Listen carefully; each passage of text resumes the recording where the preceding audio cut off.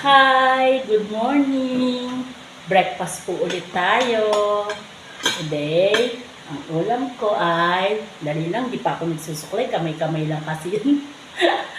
Ang ulam ko ay tinolang manok.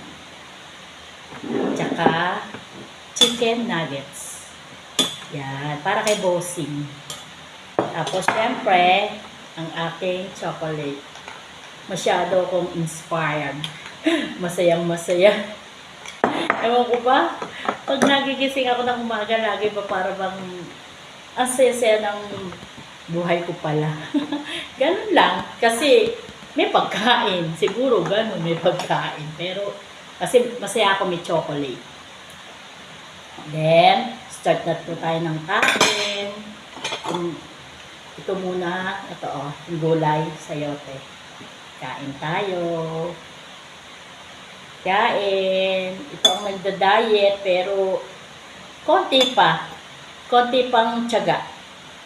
Basta huwag kakain sa gabi o sa tanghali o kaya kumain sa umaga. Kahit heavy ang kakainin sa umaga, heavy breakfast, okay lang. Pero kagabi Jollibee lang naman yung kinain ko. Kain na. Nahuhubuan na ako dun sa mga short ko. Pero, sarap.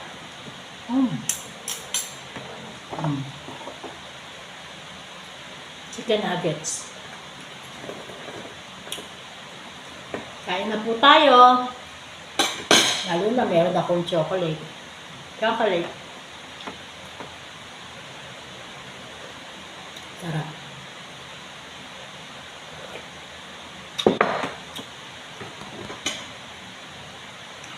Basta tayo, mas importante kasi ang almusal kaysa sa tanghalian at hapunan. Ang pinaka-importante kasi breakfast.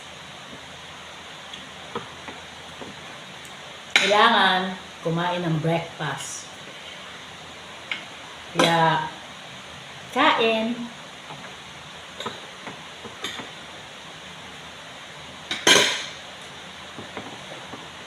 Sarap kumain, lalo na pag mainit yung sabaw, mainit ang rice, mainit lahat ang ulam. Chicken nuggets niya, sobrang init pa eh.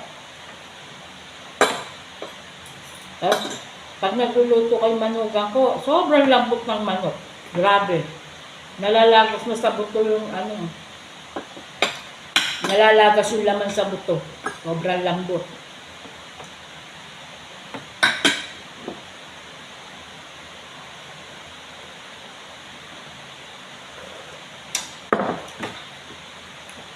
Sabayin na po tayong mag-almusal.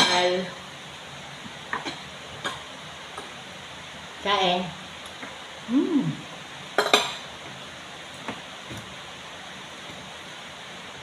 Nasamantala kong mag-almusal kasi tulog pa yung apulit. Bago umalis yung manugang ko, napatulog niya yung apo ko.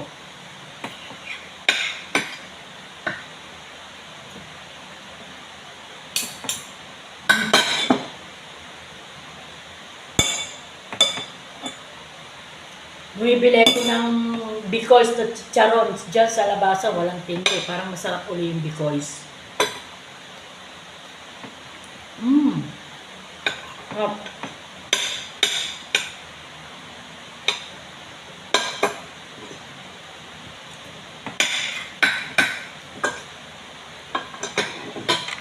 Babay na.